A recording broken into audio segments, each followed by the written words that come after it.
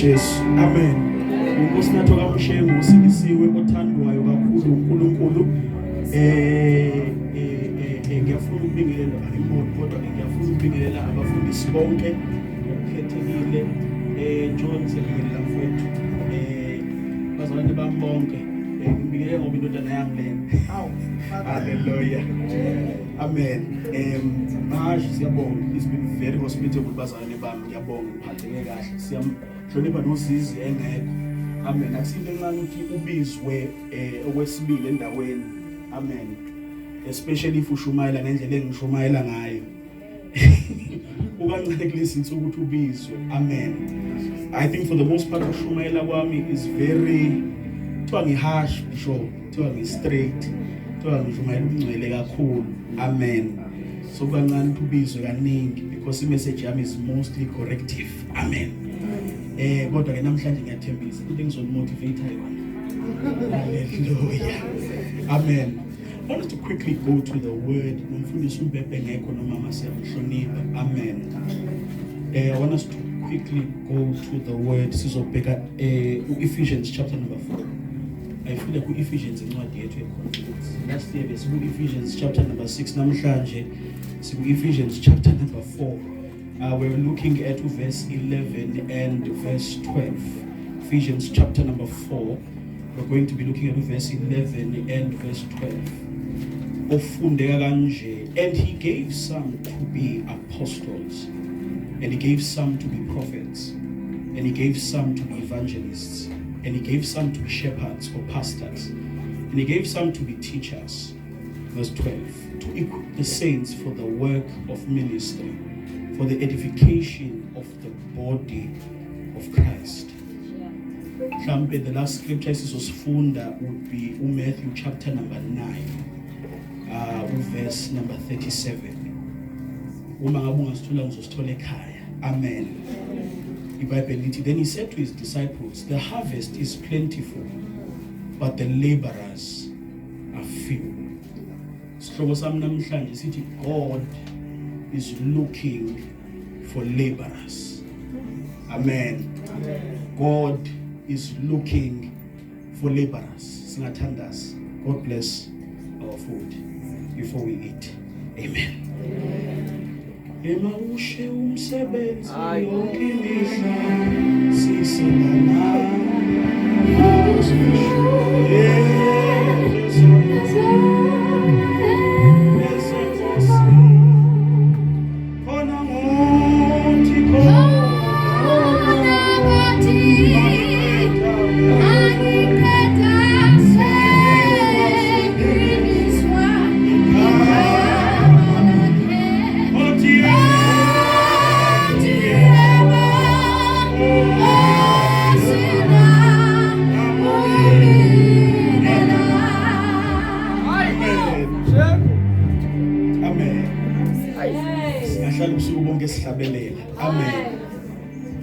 I want us to use Ephesians chapter number 4 as a launching pad for inkulumo yethu yanamhlanje.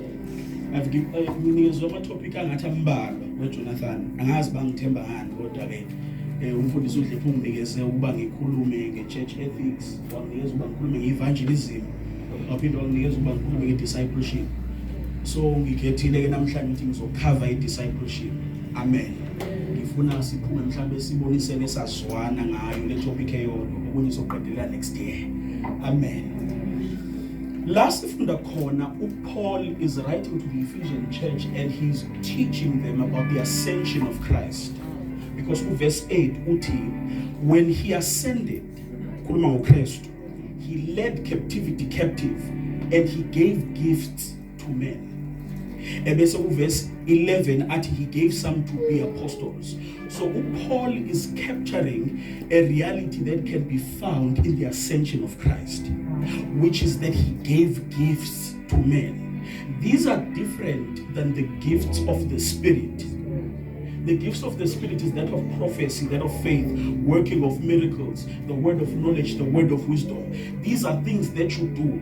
Kodwa mangabe sikhuluma ngama ascension gifts noma i-fivefold, sikhuluma ngezinto that you are. Kuthiwa he gave some to be, not to have, but to be. Amen. And so in the we emphasize mhlambe uqala as a point of preaching ilena ethi he did not give all, he gave some.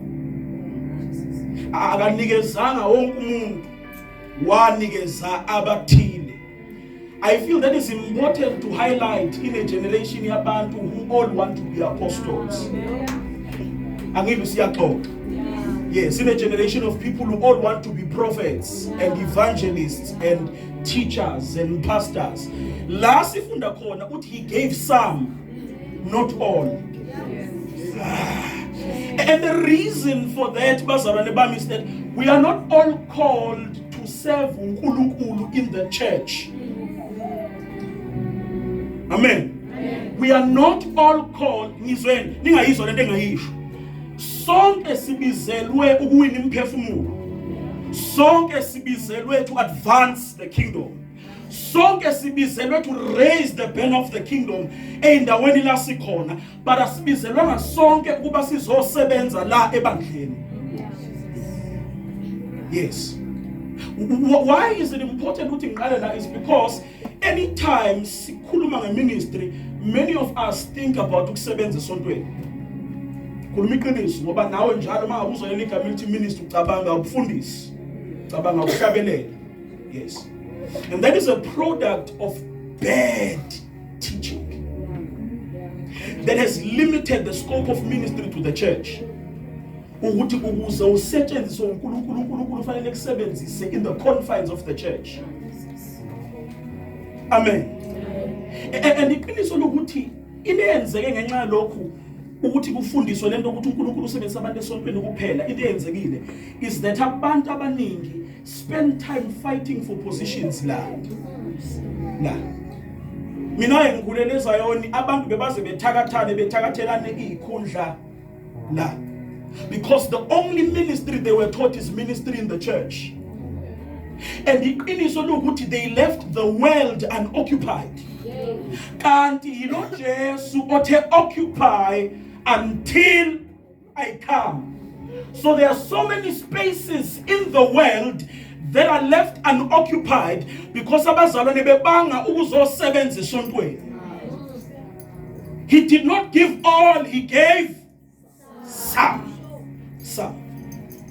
And kesiyenzile mfowethu ukuthi kunabanye abazwayo ukuthi yazi ikhona into kaNkulunkulu kimi, but angiyizwa isebenza la, ayifiti kahle la esontweni. And because of this bad teaching ukuthi uNkulunkulu fanele kusebenzisa esontweni, we've made abantu abaningi esikhonza nabo feel useless bangathi abakwazi ukumsebenzela uNkulunkulu.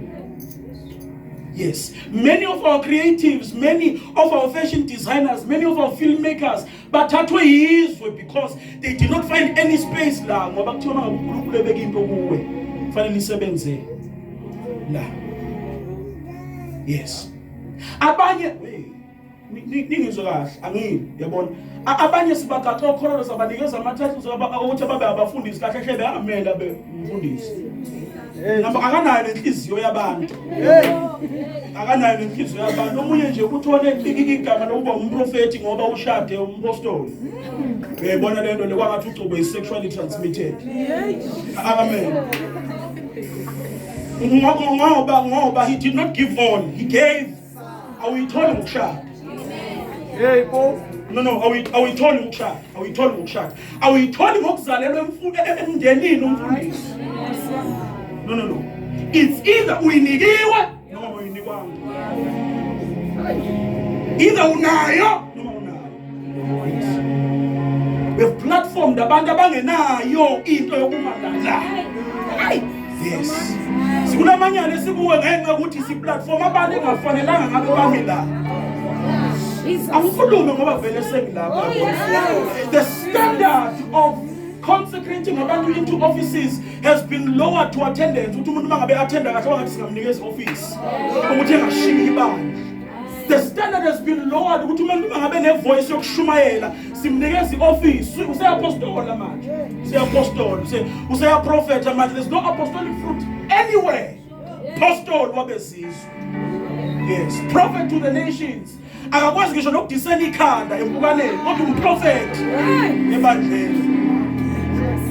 No, impukaneni nibona niphathwa ikhanda iziyofa ekhona umprofeti hleli phambili nikezwa amanga prophet white horse amen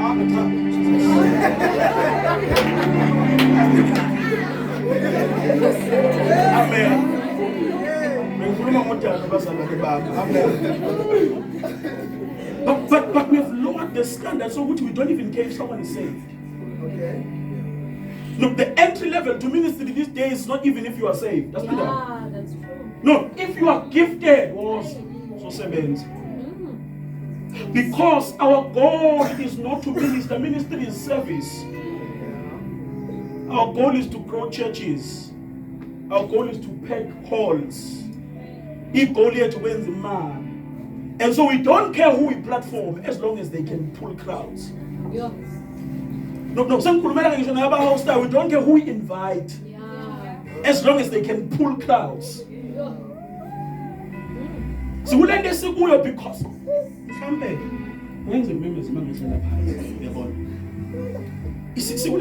because abantu shumayela nabo are living double lives. Ubuya kuyolala nalentombazane usebuya futhi uzoyiletha la enkonzweni uzoshumayela phambi kwayo. And we wonder why abantu are unrepentant in the church. Ngoba lo muntu okuyibonana naye uzomshumayeza manje ukubukile ukuthi awukade sesiphume endlini manje usuzongitshela ukuthi uJesu uyasindisa.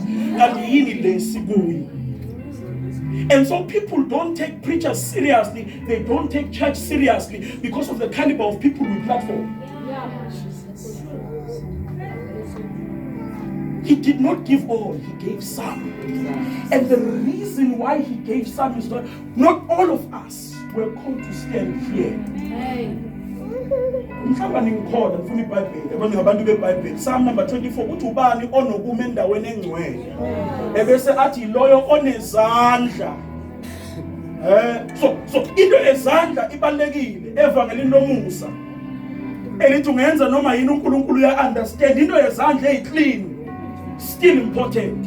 Ebese athi nenhliziyo. So it's not only about character and it's not only about behavior, it's about motive and intention. Ngoba anisa hostel imphefumulo ni hostel ukuzoqoqa imali ngoba inyanga yimbi. No inyanga yimbi manje ngoba inyanga yimbi kanje kwangathi ngabisa imvusela 7 days. Yabona ngibisa imvusela ngifaka ama envelope ngiyazi khona into engizophuma nayo. Izandla inhliziyo. So now Paul Jesus but not all were called. Some. And it's important for us to minister which it's some because lobu apostoli, lobu prophet, lobu fundisi, lobu uthisha, these are not titles. Yeah. These are functions. Yeah. No. I'm speaking to a culture that is existent in the church. Ngoba iningi labazalwane banengqondo yokuthi angeke ngize ngisebenze until I have a title. Number 1. Number 2, banengqondo yokuthi umsebenzi of ministry is for those with titles. Yeah. We have cultivated a lazy church. Mangabe siphumile onenkinga engifonela umtshela. Mangabe siphumile siyovangela kuphenduke i-social gathering yabazalwane sifike sizoza umculo ku-open air, but it's not necessarily about saving souls. Yes, because when the church has grown into their responsibility masiphumile for an-open air but umsebenzi akusiwo abaney'khundla kuphela wethu sonke. So masiphumile noma eshumayela thina siyathandaza. Noma ngabe busy altar call, we are reaching out to abantu asking, can we pray for you? Uma ngabe sihambile siku open air kufanele ngabe kube khona umuntu omile o spectator. Osengisho sengisi. Yes. But the kind of system we've created in the church is one that says only people with titles can work. Paul about apostles, prophets, he's not telling us there's a system of titles and hierarchy in the church. He's talking about functions. Yes. I'm saying this to abantu who are title hungry with no function. Prophets can't prophesy. Apostles who can't build anything or pioneer anything, who are not sent. Pastors who are harming the sheep they are supposed to be feeding. Teachers who don't even have a good grasp on the scriptures. Muntu bizwa ngotisha on your platform TikTok, Shumaila every Wednesday. God, he's mishandling scriptures. Umvangeli una 10 years umvangeli akunomphefumulo. No, sengikhuluma ngowodwa ke ngisakhuluma not 10, 1. 10 years consecrated as umvangeli. At this point I feel like sifuna lama title for a preferential treatment emngcwabeni sosheshe sisi. At this point ngicabanga ukuthi mhlambe yilokho. Yes. This is what drives us. Uthi no ngiyazi mangabe kune conference kanje ngizohlala la ngaphambili. Angimhlomisi. Into yokusebenzela uNkulunkulu akusiyaba nezikhundla, akusiyaba namagama. uNkulunkulu gave us to function, not to have titles. Yes. Webazali bami, do you know umuntu engifuna ufana naye mina eBhayibhelini akusiyo uPaul. Ngiyamthanda lo mfana seThas kodwa ngifuna ufana naye. Ngifuna ufana noStephen encwadini yezenzo. iBhayibheli lithi babe nomsebenzi omningi of distributing the resources of the church ukuthi kunakekeleke abantu. Bathi abapostoli bhekani ke lapha thina sibizelwe ukuzoshumayela nokuthandaza. Ngicela nisivusele 7 men abanomoya kaNkulunkulu who can handle the administration of the church. iBhayibheli lithi uStephen was a deacon, but he was martyred and killed by Paul, not for serving in administration, for preaching the gospel. So he did not say no, idokushumayela ivangeli yabapostoli. What a year too. And he did it so well that we noticed umuntu oyekade ezingela amakholo. You shouldn't be sitting ebandleni quietly so ngoba into abantu abayibhekayo is qualification yokufuna ibandla ukuthi ukupla ngaya khona la ngizohlala khona emuva bengangibona. Amen. And the kingdom is advancing slowly because abantu are sitting idly. Into yombuso ayiqhubeki. Imphefumulo ayisindi ngoba kusebenza abantu abambalwa ebandleni. The rest ihleli. Angizange bafundise ngizelini ke namhlanje. It's been sekudala uhleli. Mhlambe angisebenzise ngeverse yabona ngi-attack ngeverse. iBhayibheli lithi uma ngabe uNkulunkulu ezokhuluma noJeremiah uthi Jeremiah, before I formed you in your mother's womb I knew you. Ebese kunale phrase ayisebenzisayo uthi I sanctified you. Lo sanctified does not only mean character or morality or being holy ngalendlela ukuyiphatha. It means being different. Uthi uNkulunkulu kuJeremiah, I made you different. Why did he make him different?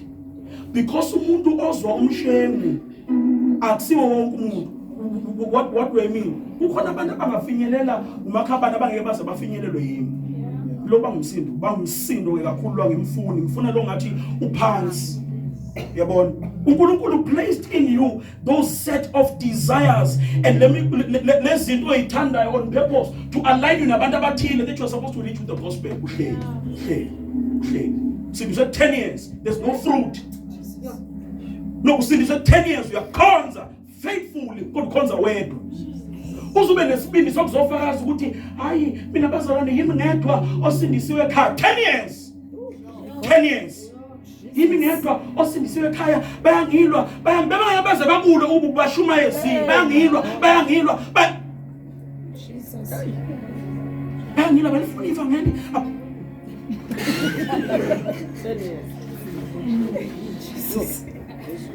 These are not titles. Umsebenzi wokushumayela, umsebenzi wokuvangela is not for those with titles.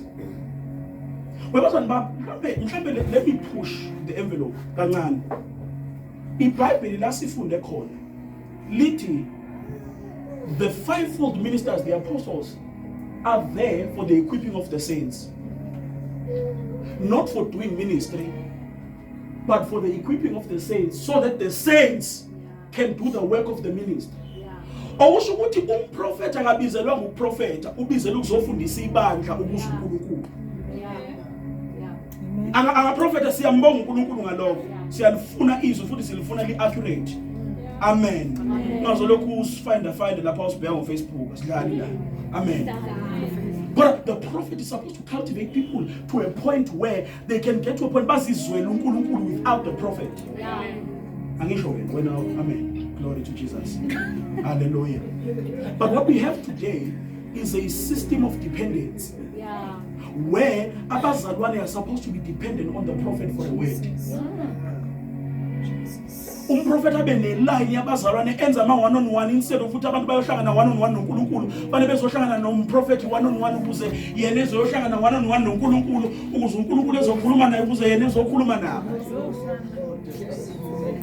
Nihluke phi kunezinyanga ngoba sasiye inyangeni for leyo ukuthi siyokhuluma nenyanga yosikhuluma nabaphansi beyokhuluma noNkulunkulu bebuyisa impendulo kubaphansi inyanga ilethi siyohlaba inkomo bese yonke iba right. Same system of dependence in the church where our prophets are functioning like inyanga efaka amathayi. Abafundisi are raising sycophants abantu abadependent kubo udaddy upapa umama wabazali bami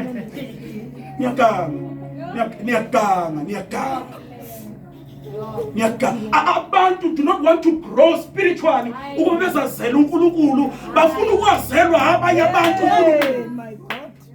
Babazali bami nihluke phi noIsrael. iBhayibheli lithi uma ngabe uNkulunkulu eza entabeni eSinayi wathi Moses tshela abantu ukuthi ngifuna ukuhlangana nabo bonke bathi uma ngabe uNkulunkulu bembona ehla eSinayi bathi Moses bheka lapha ngebhuki siyambonga uNkulunkulu wakho hamba umbone ebese ukuyishitshele ukuthi uyena uthini kodwa thina we are thanks ngaye uzosizwela uNkulunkulu always desired people that knew him personally, but people choose a person to know uNkulunkulu personally on their behalf. Amen. Hayi wasani sondelani isibindi esihlalweni somusa. No, niyasondelelwa anisondele. Kusakude sizolokhu sinama empty seats enkonzweni, sizolokhu sinabantu esingabafinyelelanga ngoba kusebenza umpostoli yedwa, kusebenza ubishop yedwa, kusebenza umfundisi yedwa, nikhona nihleli. Amen. Size sibe nama systems ke mhlambe angijikisa induku ibuye ngapha ngakithi size sibe nama systems of incentivizing laziness in the church. Sithi no nikela imali yakho izofana nokuthi wena ushuma no. Oshumayeli ufana noshumayeli unikelile. So I know you will be rewarded njengalona onikelile for the crusades. Umnikelo wakho is saving souls. No. Jesus. Bazalwane bami. Bazozwa kanjani engashumayelanga?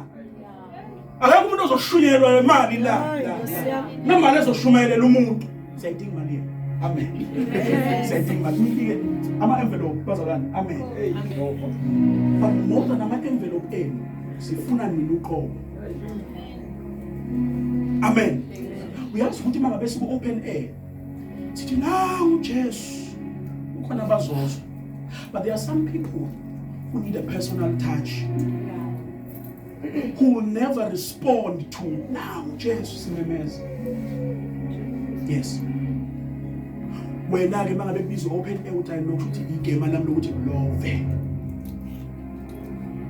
We've raised and cultivated a church that is in love with luxury, a church that is in love with laziness, but a church that refuses to labor.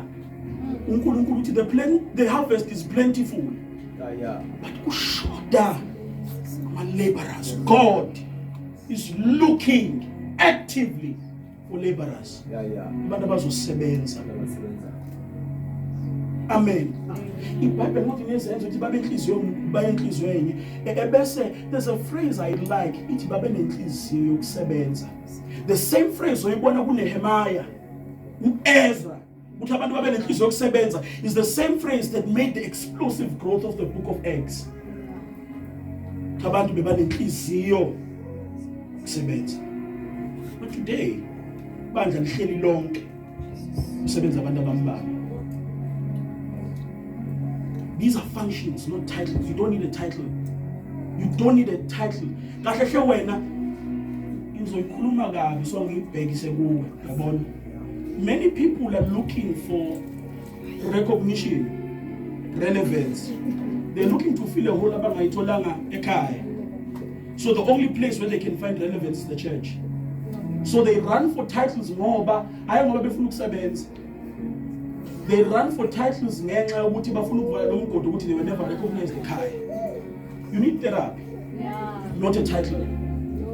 No, you need to sit on a couch and discuss with walimala ngoba bebangakunakanga. Yes. This is why ukhubeka uma ngabe ufike enkonzweni bangakurecognize ukuthi siyabonga umama uBishop uqenga nokhona. Akubeke ngomzalwane singaphinde simbona ngumphostoli kaNkulunkulu mina angipenya angenziwa njalo. Yes. Why? Because you are not looking for the title to do the work. You are looking for the title for recognition and validation. You need a friend, not a title.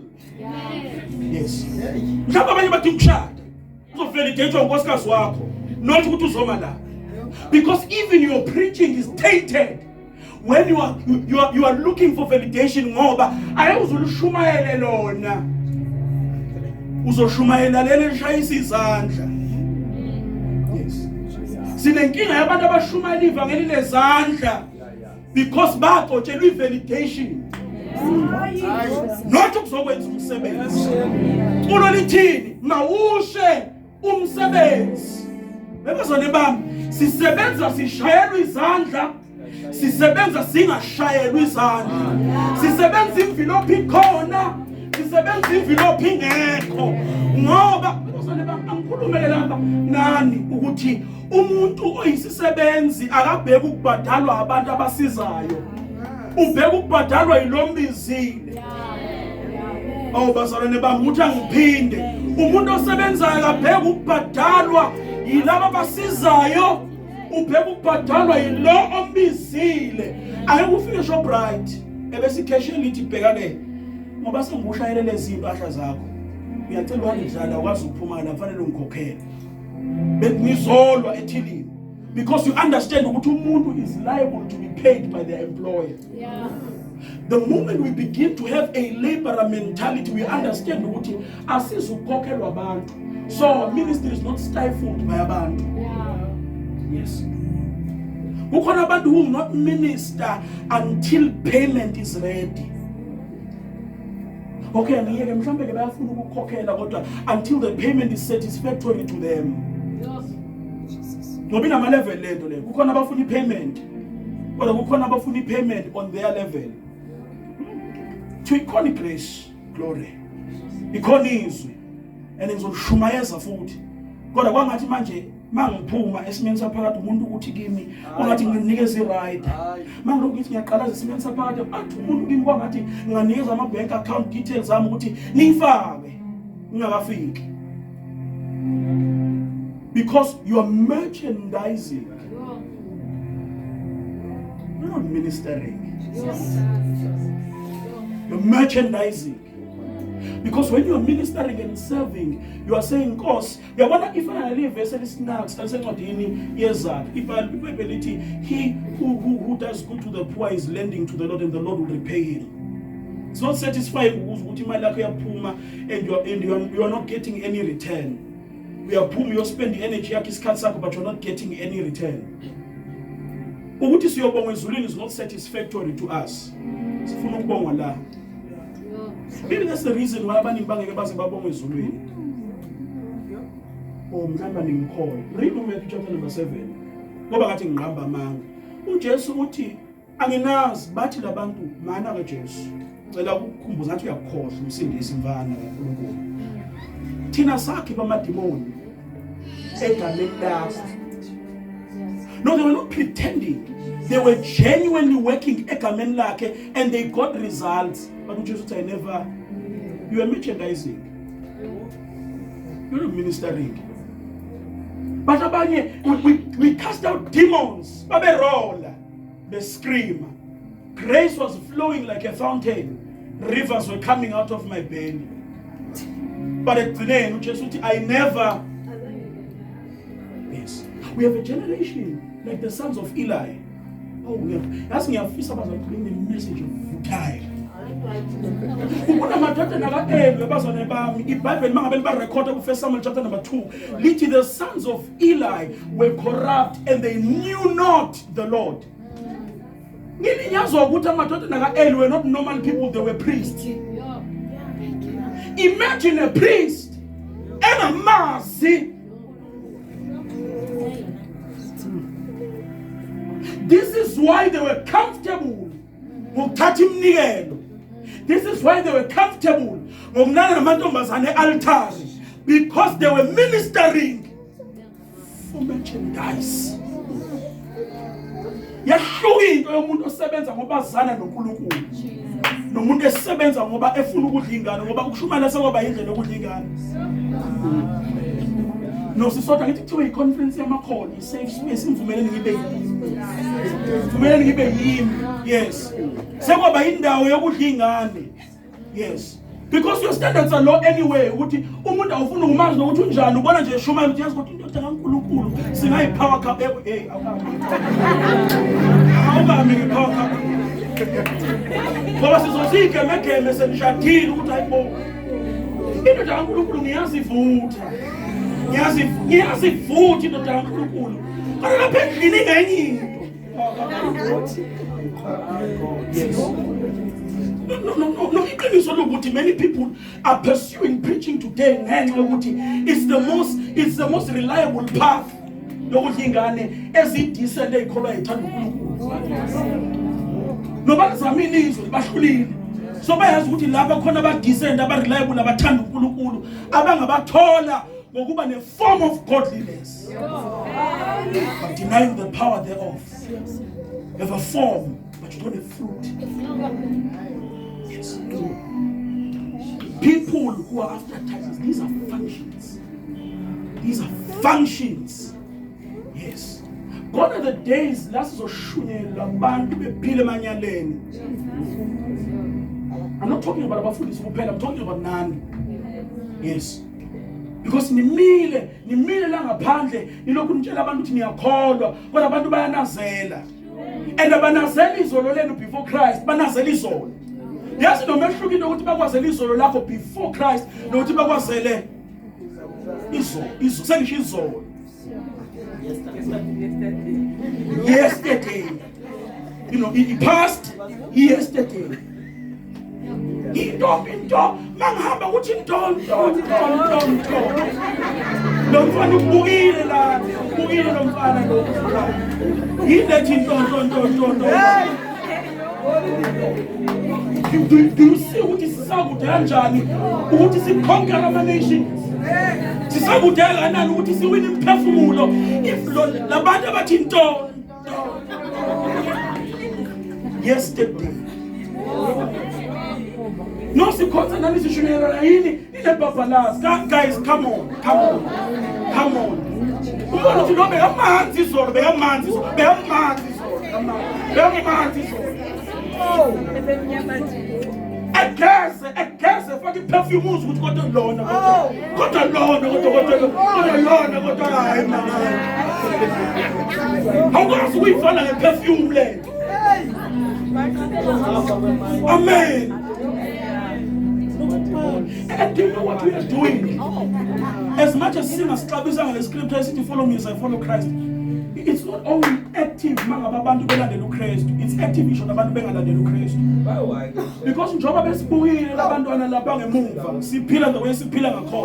they will grow up to be what they saw modeled in front of them. So we are reproducing weak, sinful, double agents. Ngoba bayazi ukuthi no ukukhonza into esiyenza ngesonto. Ngamdlane neyinceke ithi yona mfowethu Saturday.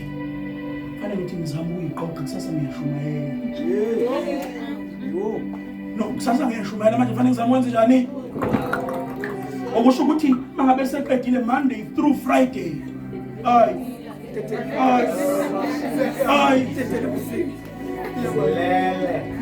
Flat. And so you realize what we are doing. Yeka lapho esibenze le example. Look at lapho esisebenza now. Who are looking at you? Baze bemanga lo umzalwa lo umzalwane lo enje. Siyama uyabona lo sisi baze basho ukuthi akekho umuntu ohleba njengalo sisi. Uma ngakuyifuna indaba zala hambe yolanda lo sisi. Uzazi zonke indaba zawo wonke umuntu la. Bakhuluma ngawe. Nailing is a capital letter. Futhi na graduate ngisakhuluma ngelimi leCorona.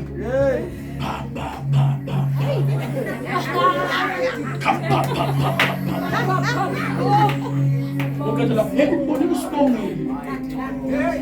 Ugrone waqeda umzalwane maqeda lapho usaya asikuthi umbone ukuthi ubeqoke kanjani so wena kusho ukuthi njengoba lokhu ugrona. Ugrona lokhu akuhlala lapha sabantu. We are called not to a form of godliness. We are called to function. We will eat people by function, not by titles. People are not intimidated by titles anymore. Ayiki generation abahloniphi abafundisi njengale with just reason. Fanele bengabahloniphi. Yes. Because bezane bami khona ngomama 5 ethi siyobuya sibone umehluko. Okholwayo. Somebody ngifakile nje lokho ngihlahla ngikwenza FM. Amen. What? What I'm trying to push lapha is a point bazalwane bami is that we are called to function, not to carry titles. Yeah. It's high. Where was I'm so particular titles awanele. It's not titles that are going to save people. It's function. Yes. Mhlambe angi bazalwane bami sizovala kodwa lapha egameni likaJesu ngoba amanonsi asamaningana. Amen. I want to say this mhlambe as we draw to a close. Uthi they are equipped for the work of ministry. Ministry is work. Mhlambe let me speak njengomuntu. Yabo, mhlamba ngikhulume njengomuntu. Abantu abaningi are running away from the calling because the calling is hard. The calling is a backlash, the calling is attacks. And abantu abaningi are running from the calling ngenxa ukuthi it's not easy ukubizwa uNkulunkulu. Sibona abantu ababizwa uNkulunkulu ngempela having to face the worst circumstances. Having to navigate through pain bethule bashumayele belimele. And we're looking at that and saying cha siyabonga kakhulu iministry. But it was never said ministry would be easy, or it would be enriching, or it would be without problems. What you are for the work of the ministry. Ministry is work. Somebody, can I stay here?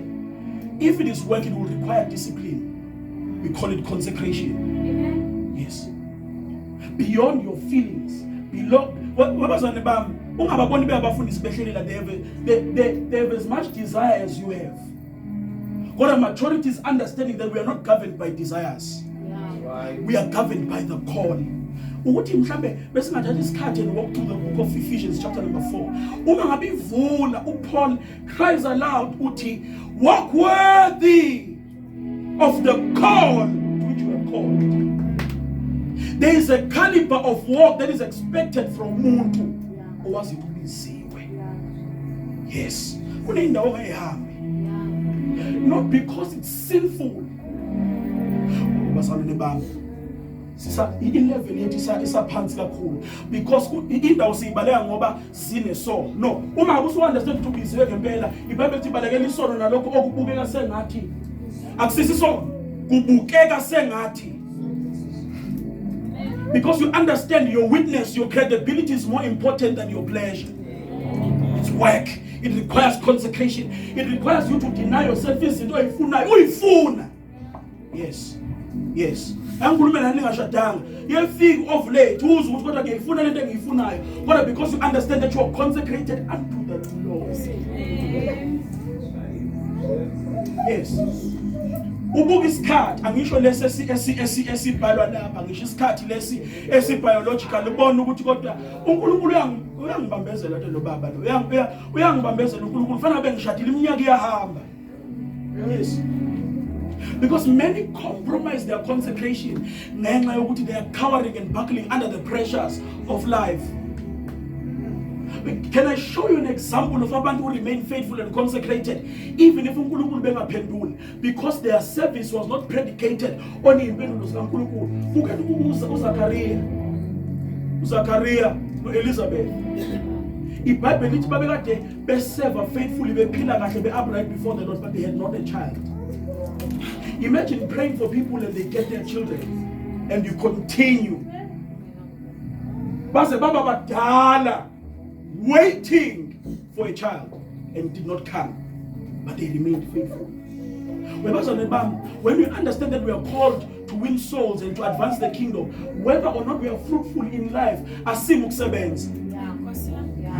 Umsebenzi uyaqhubeka, siyitholile singayithola umsebenzi wenze njani? Uyaqhubeka. Yes sir. Uyaqhubeka umsebenzi. Because somebody nice, but the Christians would have very spoiled breads for Christians. Spoiled breads. Uthi njalo izinto bengahambi ngendlela yabo bayadikila. Mina noNkulunkulu we are not on good terms kubani. Mina noNkulunkulu asizwani kahle manje, we are not on kubani. Uzongabi on good terms noNkulunkulu. Hayi nje ngisathi ukumisa kancane ukushumayela. Uyabona ngisazama ukusotha out lento yami yokushada. Uvela ungashadi kakhulu ke. Kakhulu. Vele uhlale kakhulu. Abavaleka amehlo bonke. Yes. Because working for uNkulunkulu requires discipline beyond your emotions. Yes. Uma ngabe umuntu esebenza, mhlawumbe ngiyikhulume practical, uma ngabe umuntu enjani? Uvuka noma engafuni ukuvuka. Ehambe emsebenzini. Yes. Because they have a responsibility. Yewuthi bazoholelwa ekugcineni, they have a responsibility and they sign the contract ukuthi sizokwenza njani? Sizosebenza. Yes. When you're treating it casual, fanele attendance yakhe esontweni, uzama ufunda. Uyabona ukuthi yazi namhlanje ngivuke. Ngivuke man, yazi angivukanga kahle. Ngizofaka i-apology. Because we are weak, spineless, spoiled Christians. Amen. Ngiyaxolisa. Inkinga engisithintane ngaphandle, ngiyakwazi ukulo, yabona. Hallelujah. Amen. But we need to grow up. No, we seriously need to grow up. Umsebenzi mningi. Yena la ngaphandle ekhaya kini umsebenzi mningi. Ningi umsebenzi. Yes. Njalo babazane bami. Ekhaya kini njalo kuyahlatshwa. And abasebenzi kungena wena ezikoleni ngoba wena uthenga inkomo yomsebenzi. Lo ngisho wena ukholo usilisa ukhuluma ngelifu, wena uthenga inkomo yomsebenzi. Umsebenzi mningi. Into relax, ngipholile. Amen.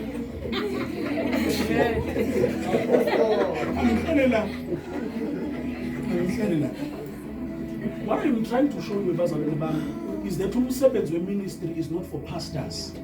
It's not for evangelists. It's for everyone. Yes. Angizanga uzoku-entertain lapha mhlawumbe ibibhora le message benifuna ngivuthe, but I'm here to show you that you have a responsibility to minister. Mhlawumbe angilwe kakhulu eJonathan. IBhayibheli lithi kuGenesis chapter number 15, after uAbraham elale nesigqilakazi uHagar, iBhayibheli lithi i-consequence yaleso sono ukuthi abantu abazophuma okhalweni luka-Abraham will be in a strange land as slave people for 400 years. Mhlawumbe singamasikulume lapho ukuthi le consequence yajamba ama-generation. Njengoba itsho lithi uphunyukile nalesono senzile. Yajamba ama-generation yaze yayobabamba after uJoseph. Yaye ku-Abraham okrexezile, yaye kuJacob, yaye ku-Isaac, yaye kuJoseph nalabo abanye abawu-12, yayobamba abantu abangazi lutho njengobu-casual ngesono.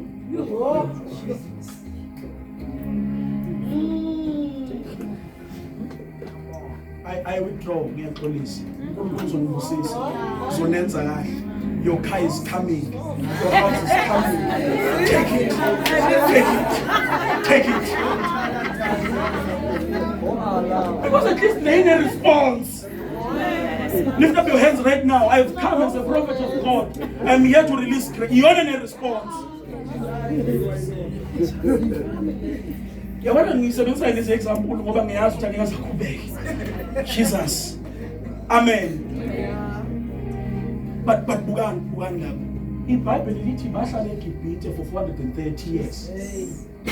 They were supposed to stay for how many years? 400. But they stayed for 410. The question is why? Lo muntu bekufanele vuso uNkulunkulu to deliver them out of Egypt was in disobedience. Kunabantu abafele eGibhithe ebekufanele ngabe bakhululiwe, bafele enkululekweni ngenxa ukuthi uMoses was in disobedience. Because we are selfish, we think ubizwa uNkulunkulu wethu. Kanti kunabantu who are affected by you delaying accepting the call of God. How many people are supposed to be healed? How many people are supposed to be saved from his soul? Njoba wena umile ngento ukuthi angilifuna ubizo with your selfish self. Bangakabantu fanele basizakele ngawe. Njoba ungafuna ukuba consecrated. Yes. Because it takes prayer and consecration to trigger the gift of God in you. You're supposed to be laying hands on the sick way.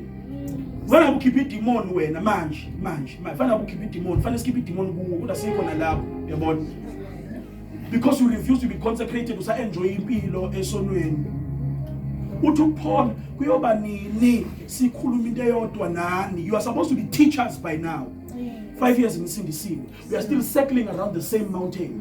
Yekani isono, yekani ukuphuza, yekani ukudawa, yekani ukufeba, yekani ukwenza ukuthi niyazazi zonke nezinto. Kodwa kufanele silokhu sikhuzana nani into eyodwa. Umsebenzi mningi. God is looking for laborers. The laborers are drunk. Sitting at the back. Yes. The laborers are here.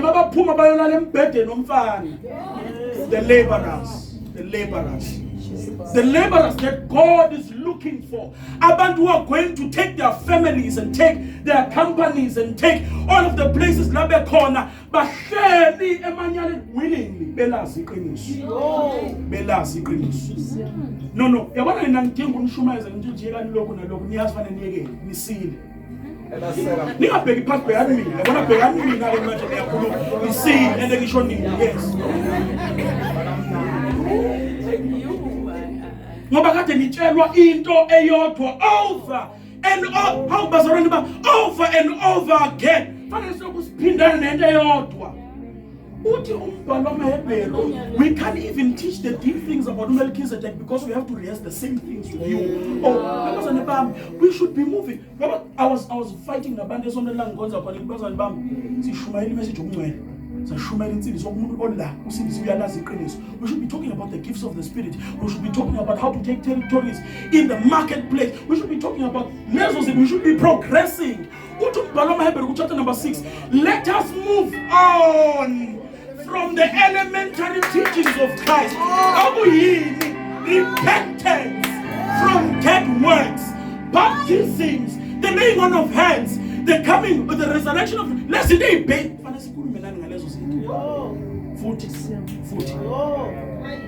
When are we going to get to the meaty things of the work of God? Siloku sikhuluma nani ngezinto enizaziyo eningafuna ukuziyeka ngoba ngifuni.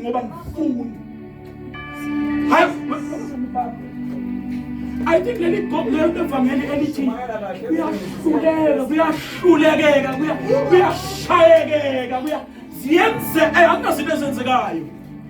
we are decide kulehlisa ibhu. We are decide thatha imali yakho uhambe kwamama unikeza utshwala uhambe uyophuza.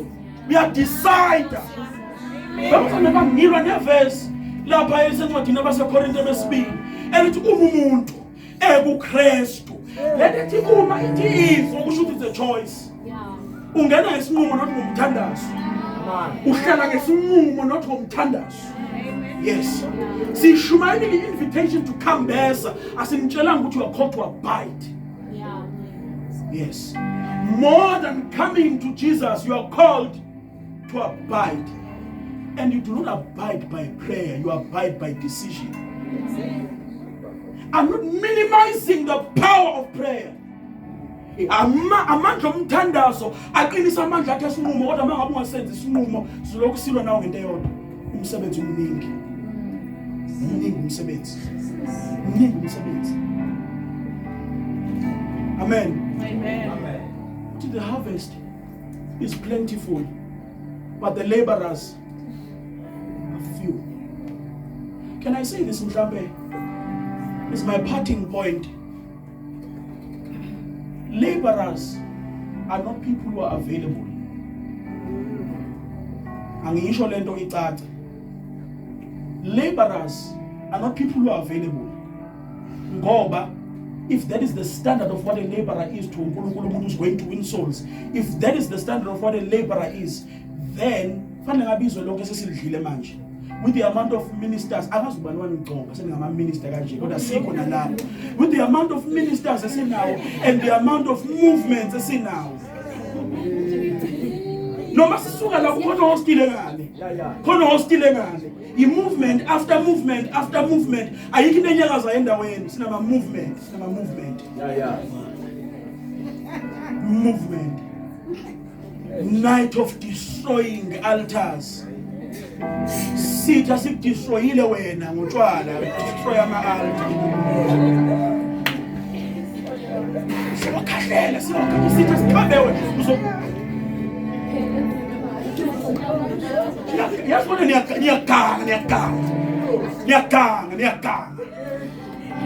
night of liberation, night of freedom. Pound, law of all liberator man. Law of all liberator, yen am selu. Pound.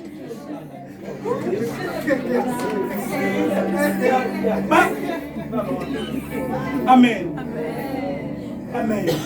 You see, I will show me. Glory to Jesus. I will show me. It's not availability. Available. And they are full, but well in the field. But they are not considered laborers. Yes. Because a laborer is someone who is skilled. Umuntu is considered a laborer by competence, by being equipped, by being trained. Kukhona umfowethu engimbonile lapha eTrenda udlula abazana ababili lapha kwi-open air uya ubhizi lo mfowethu uthi njoba lokhu nifeba njoba lokhu nenzani aniyezulwini. I'm paraphrasing. What if labantu bekakhuluma nabashadile? 2. What if labantu were on the fence about uNkulunkulu and they've now decided because of the stand esenziwa inango they're now no longer wanting to come to Christ because we have sent unskilled, untrained, incompetent laborers into the field. Sinikhiphe singanidisciplishanga. Okay, mana angibuyisa amazwi ami ngilungisa. Nizikhiphe. Ningadisciplishwanga. No. Asiyeke ukuthi banikhiphile. Nizikhiphile. No, mina minister uyangibambezela baba. I'm called to the nations. I'm called to the nations. There are dimensions that I'm pulling. There are realms that I must lead men to. Oh yeah.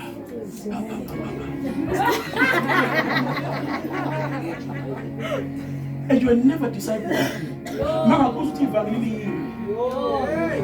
sanctification we fundise as a doctrine of the church. Justification, glorification is very basic. Abantu theology, no. The reason why you is me is because the theology ayinamlilo sustain manje. Yes. Ngoba angikhulume lento about competence. Abantu who go into the field and are incompetent to handling the harvest, they end up destroying the harvest they were supposed to collect. Because we're handling tools. Sikhuluma isintu, sikhuluma ukulima. Okay, ngikulelo kushintsha Jehova. Kodwa mangakulima, ukhona lento ekuthiwa uyayisikela. Ile tool ecishe ibe kanje. Uyabona? Yeah. Yebo, leo. Le ofanele ukuthi, yabona, uyahluka ke khona ibamba ngesandla, khona oyibamba ngenduku. Yabona? When you are unskilled in using umheko, glory. Into zoyenza is that you will destroy what you are harvesting. Because you are not trained in how to handle umheko. Many of us are going to the field and we are pushing people further away from Christ than we should have been pulling. He that wins souls is wise. Asibuke ngiyathanda bashidule uyabona sibiselwa ukuthi sibe shalo. Let he that wins souls is as men. Win implies ukuthi there's a fight. Let me make you aware bazalwane bami, there is a fight for souls. When ukuba kwakho la insindisweni was not easy. It took prayer. It took ukuncenga ukuthi woza phela. It took a dramatic turn of events ukuthi uzoba khona la. It's not easy. It was a fight.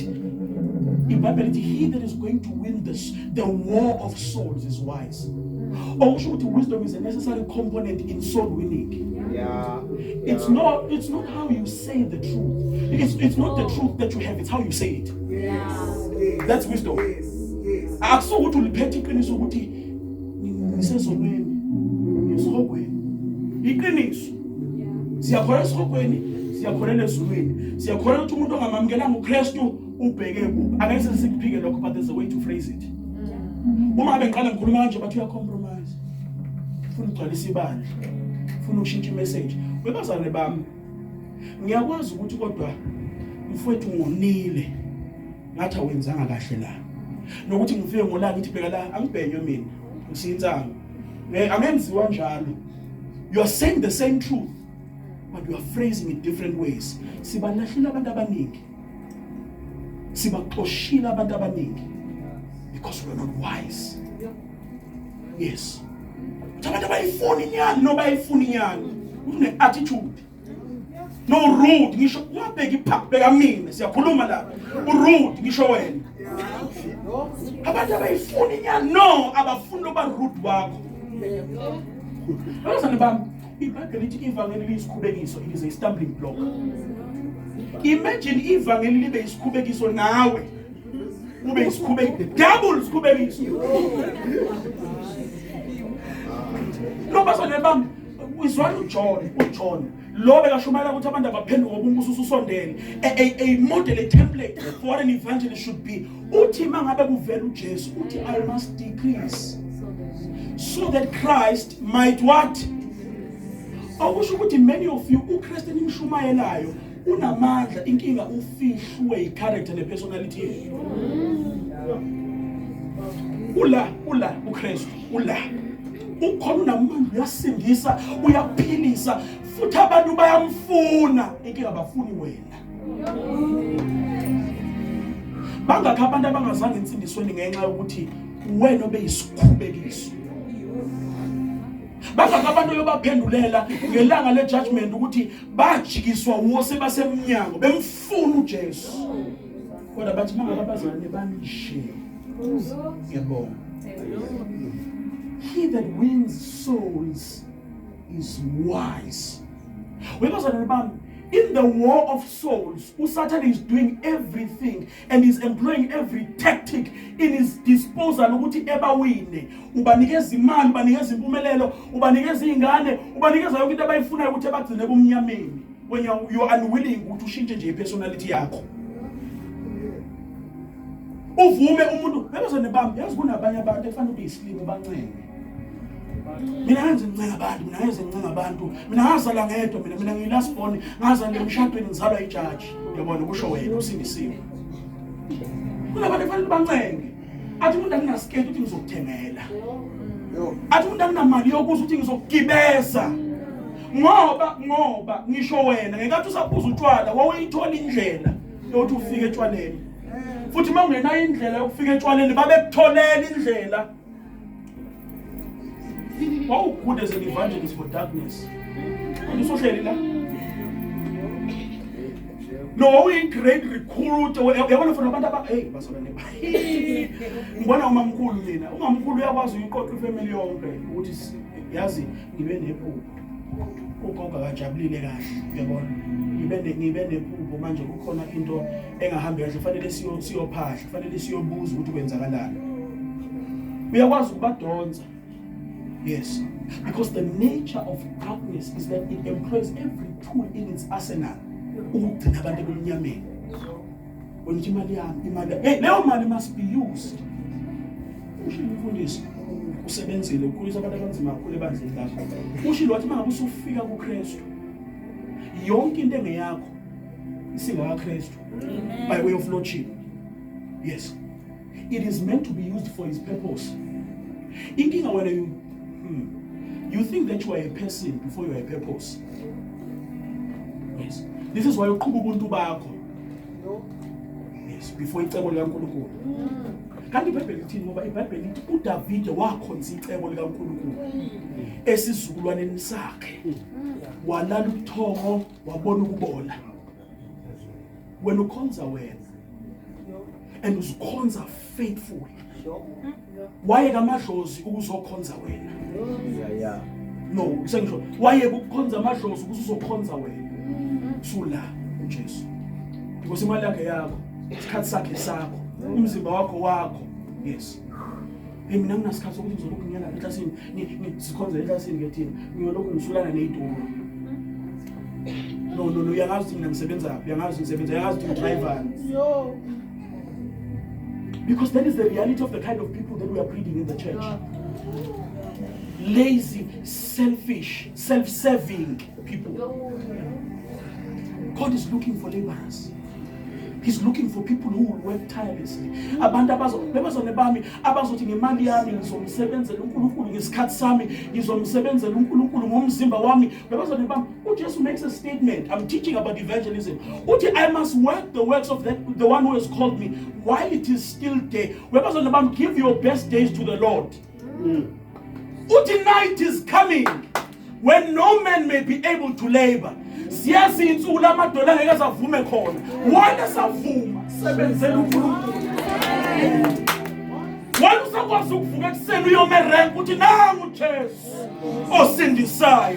Nangu uJesu okhulula. Uma ngabe usakwazi nephimbo lisavuma sebenza ngoba night is coming when no man can labor. God is looking for people who labor. He's looking for people who will work. Thangisizwa kahle. Kodwa ngizosebenza. Anginayo imali. Kodwa ngizosebenza. Angithenjiswa ngalutho. Kodwa ngizosebenza. Ngihlabela ngeimpahla nani. Salwane bami. Umele ukusetshenzelwa. He's going up and down in churches and all he's finding. Abantu who are sitting, waiting for their miracle and their blessing. If you were saved, we are sweet. Awucabangi. Ngoba uNkulunkulu unamandla okwenza konke. Awucabangi ukuthi ngabe uvele wakuthatha ngalelo langa usindiso. Wakuyisa ezulwini. Awucabangi. The reason akushiye lapha so that you may labor. Yes. Isikole sakho la ufunda khona is in such a mess because uthisha and you're thinking of isidima sakho ukuthi ngiyenze ngiyassembly mina ngiyoshumayela uJesu. Ikhampani la usebenza khona ukuthi ngiexecutive mina, ngisupervisor. Ngiyenze mina ngizolokhu ngishiyelela abantu uJesu. Yes. Kodwa umuntu onedlozi ufika nesiwasho la. Yabona nje sikhulisa abantu abasebenzisa iwasho, ufika nesiwasho emsebenzini nathi sisiyagezwa. Awufika umuntu emsebenzini, umuntu uyayiqinisa sisi, umuntu uyasebenza sisi, umuntu uyageza. Bayimela into yabo. Isangoma sifike sifakile ubuhlalu la.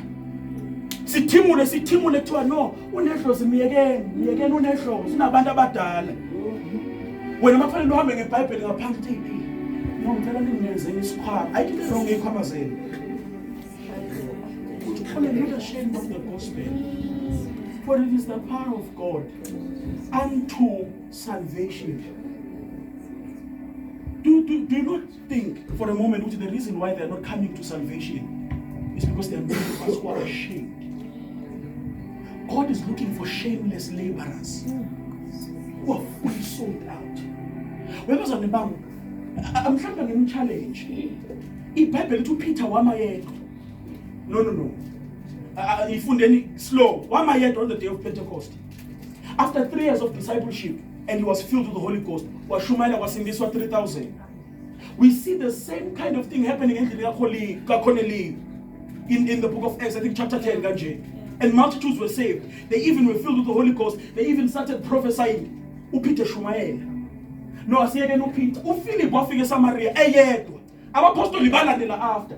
Washumayela uPeter, uPhilip eyedwa eSamaria, and an entire city was changed by one man. iBhayibheli lithi one can chase 1,000. 2 can put 10,000 aflight. Uyi-1, my challenge is uyi-1. You represent 1,000 people. When? We are supposed to. Because on the bam, the Bible, and in Amjawal, the Bible, Obadiah, saviors will arise out of Zion. Lasi kon, uti umbalo mahebero. You have come to Mount Zion. We are supposed to emerge as saviors. To lay in the wesiguzu. Utu Christ mangabezofa. If a seed does not die, it abides alone. But if it goes into the ground, it can yield the harvest. He did not die so that he could be the only one who can save. Saviors. He died to produce people of the same kind. Asinaligas elingasosi izono zeswe. But isazi onegas elinamandla okususa izono zehlabathi. Yes, we were saved to be saviors. Amen. And we are casual. We are casual ngomlilo wethu. We are casual in consecration. We are casual ngobungcwele. We are casual with our favor and our passion for uNkulunkulu. We are casual with consistency. We think we are too big for certain things. Sunday kuyagcwala mangabe kuumthandazaniko. Kanti leli phembo emthandazweni. Do you think Peter would have been able to reach about 3,000 ngalosuku lePentecost if that had not been the product of 10 days of prayer? uNkulunkulu athi hlalani eJerusalem nize namukela isithembiso. It was after that 10 days of prayer belokhu bephemba. But because we wait for your prayer, your promise, we wait for that Holy Spirit that is coming. Mayafika wakhuluma kanye Peter. Amagama akhe wangaba amagama waba yinkemba. iBhayibheli basike enhlizweni. An ordinary man was speaking abantu basike enhlizweni. Your words don't carry weight. This is why ukhulumile kaningi emndeni nabasindiswa. Into should die. You're too big for prayer. You're superstar. Superstar. Yes. We pray like our lives depend on it. Because they do. We pray like lives depend on it because lives do. Hey, mhlambe. Do you think ukuthi labantu bebabantu ofana eGibhithe? Think about it. iGoshen bingenayo emkhawulo nama-fence yokuthi babophelekile, but no one thought to run. This is why uNkulunkulu mangabe ezothumela uMoses, wathi Moses, hamba okwenza lama-plagues awu-10. When you study, it was judgment against the gods of Israel, of Egypt. Ngoba it was not anything natural that was holding abantwana baka Israel eGibhithe. It was something spiritual. This is why mangabe siyoshumayela kuthiwa those that believe these signs, yes, we will preach the gospel by signs and wonders. Because into ababa abantu kunabantu abaningi abafuna ukutshwala biyekeke ayikho normal leyo nto. Your excellence and your eloquence in speech will not save abantu. Uthi Paul, I did not come with the excellence of speech and the eloquence of men, but I came with the demonstration of power. Then iphendwe emthandazweni ifuna amandla. Amandla angatholakali ngokudlala. Amandla angatholakali ngokuzovakasha. Amandla atholakala ngokuhlala, ngokufuna. Atholakala ifuneni inkosi eksitheke. Babazalwane bami, uzisuleleke inkosi kuwe. Fanele uhlale nayo. uMoses wahlala 40 days wehla into kaNkulunkulu isulelekile kuye. Uhambuze.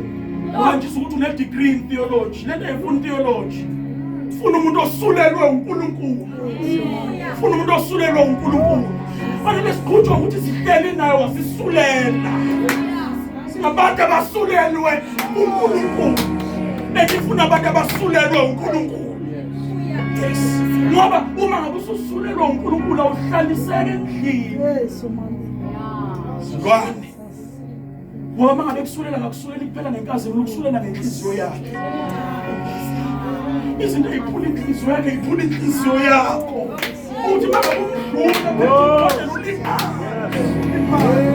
ulimali uthi bayafa nko babasana bami lalela uPetro uthi save yourself from this crooked generation. I observed the generation with the eyes of God and I saw that they were dysfunctional, they were headed to death, they were broken. But I saw a crooked, broken, dysfunctional generation.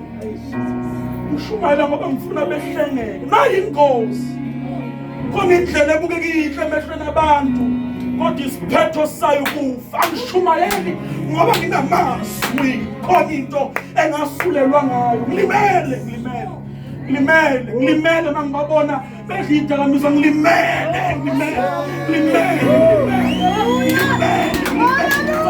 abantu abanimele Jesus you cannot bear to see them suffering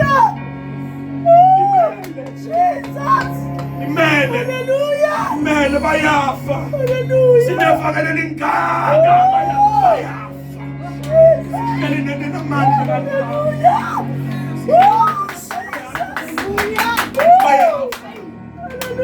simele kuma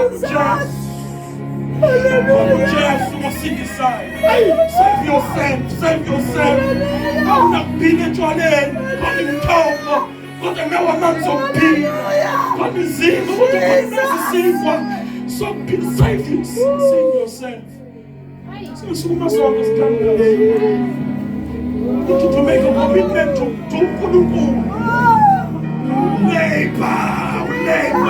I will labor singathandaza isonke I will labor